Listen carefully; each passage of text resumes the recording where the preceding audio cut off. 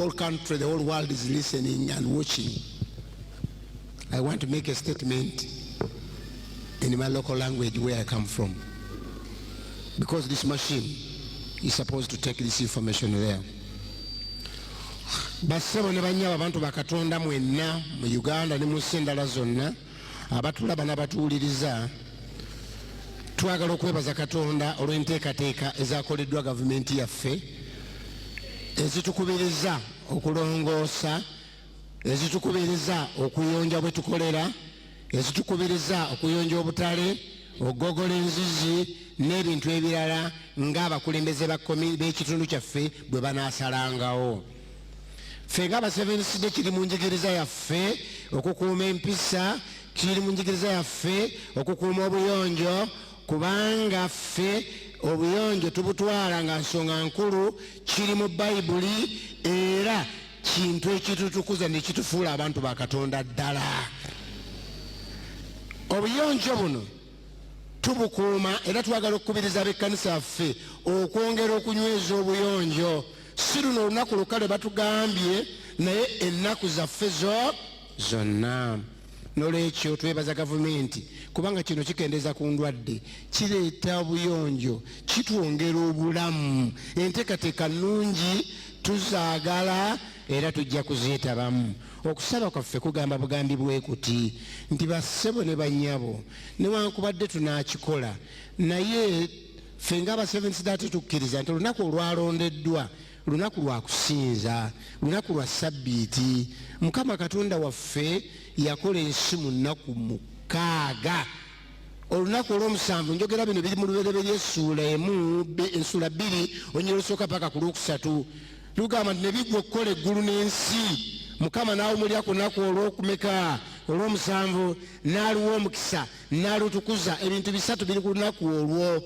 Katonda olw'okwagala bireme kuvaako n'agenda abiwandiika mu mateeka 10 n'engalo ye, n'agamba nti bukuumanga ennaku zino, kubanga mu nnaku 6 Mukama yakolera eggulu n'ensi n'ennyanja eribe n'ebirimu. Olunaku olwo tolulekerako muntu yenna kukolerako, tokola mirimu gigyo. N'akiwandiika mu mateeka 10. Naye kyetutawaanya abantu babuuza olunaku olwo lunaku ki?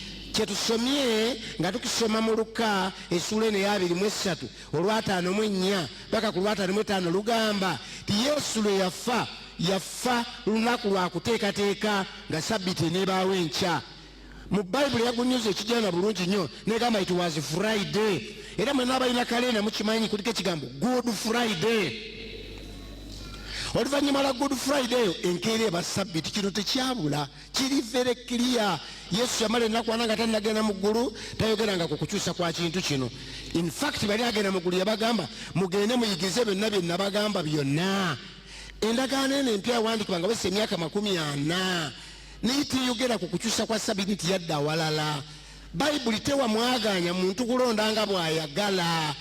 Bayibuli tewamwaganya muntu kukola byakusaaga nti ekitukozesa kino kubanga kino kibadde bwe kiti, eri ebyokusaaga tokola byakusaaga ku lunaku lwa sabbiiti bibiri personal. Lunaku lwa kusinza, lwa kusaamu Katonda kitiibwa. Wabula omuntu abuuza nti ku lunaku lwa sabbiiti tukola byakisa. Tubikola ebyekisa ebiwonya obulamu, naye so si kutuula ne tuteesa nti ku luli tulima wali kubanga wazise nnyo.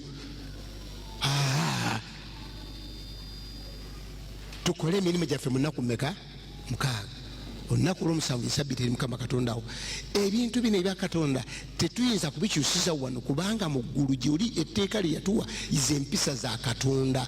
Nkubiriza bannayuganda bakole bwe batyo, naye nsaba gavumenti ffe kye twasabye era kye tusaba, ffe batukkirize ennaku zikyali nnyingi, batuweeyo olulala, naye okusinga oluwangu batuwe olwa Sande olusembayo.